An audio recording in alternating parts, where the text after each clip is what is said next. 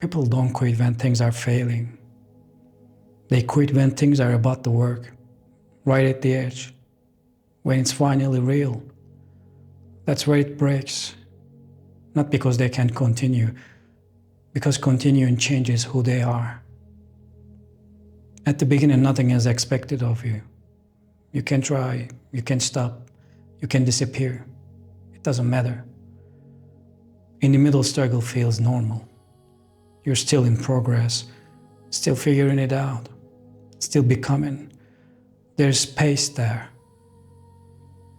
But near the finish line, that space disappears.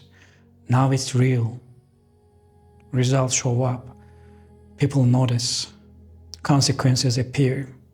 And suddenly, this isn't a process anymore. It's a position. And that shift is where most people break. Failure hurts your ego. Success replaces your identity. Because success asks questions you've been avoiding.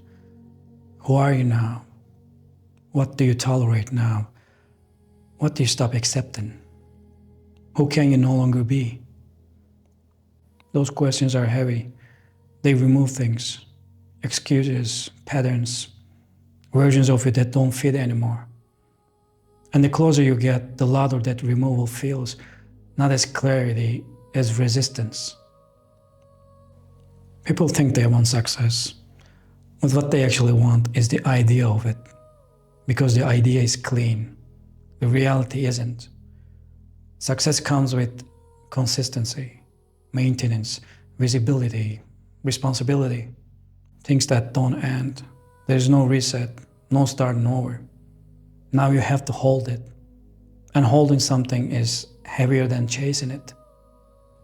So the system reacts, not to the success itself, but to the weight that comes with it. Near the finish line, sabotage doesn't look obvious. It sounds intelligent. I need to slow down. This doesn't feel right. Maybe this isn't what I want. It feels thoughtful, even wise, but it's not. It's fear finding a way to sound logical. Because at this point, you're not avoiding failure, you're avoiding finality. Most people are not attached to failure. They are attached to the story around it. Being the one who's trying, being the one who's almost there, being the one who could have made it. That story has identity. It gives meaning to struggle. But success ends that story. And without that story, there's a gap. And inside that gap, there is no identity yet. So instead of stepping into something new, people go back to what they understand. Not because it's better, because it's known. When you're not successful, you're mostly invisible. No expectations, no pressure, no real exposure. But when you cross a certain point, people start watching. Opinions form, expectations rise, mistakes become visible. And being seen is not neutral, it requires stability. And if you're not used to that, you pull back. Not from the result, from the exposure.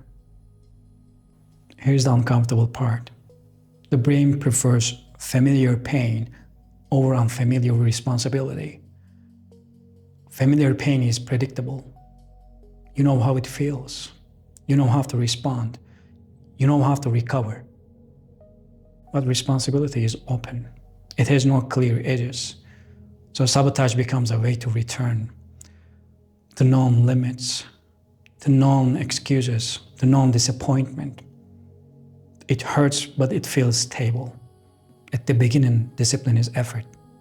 You push, you try, you show up. But near the finish line, discipline changes. It becomes identity. No more trying, no more almost. Now this is who you are. And that shift is final. There is no distance anymore. You are the thing you were working toward. And that removes the illusion. No more fantasy, no more projection, just reality. People don't sabotage at the finish line because they don't want success. They sabotage because success removes everything they used to rely on.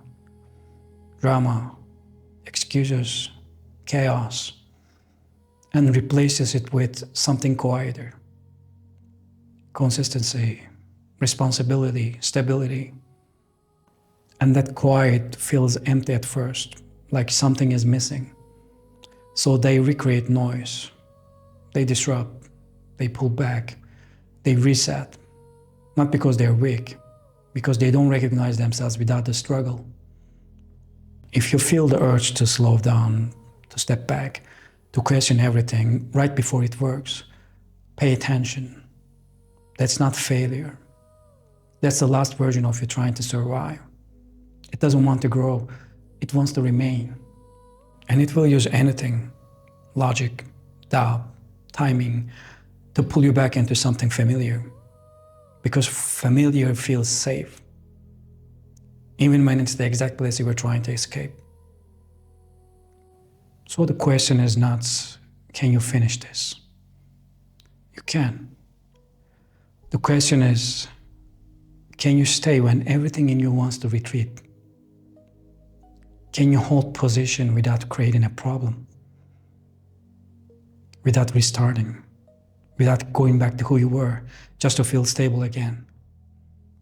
Because this is the point where most people break, not from lack of ability, from the lack of tolerance for who they are becoming. And if you move now, if you step back, if you reset, you don't just lose progress, you confirm something. That you're still the same, that you still return right before it becomes real. And that pattern will follow you again.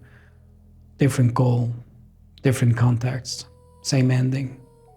Unless you stop it here, not by doing more, by not leaving, by staying steady when it feels unnatural, when it feels empty, when it feels like something is missing.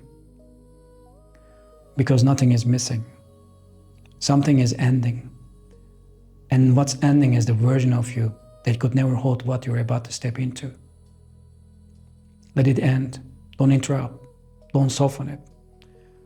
Don't go back and fix something that doesn't need fixing. Just stay.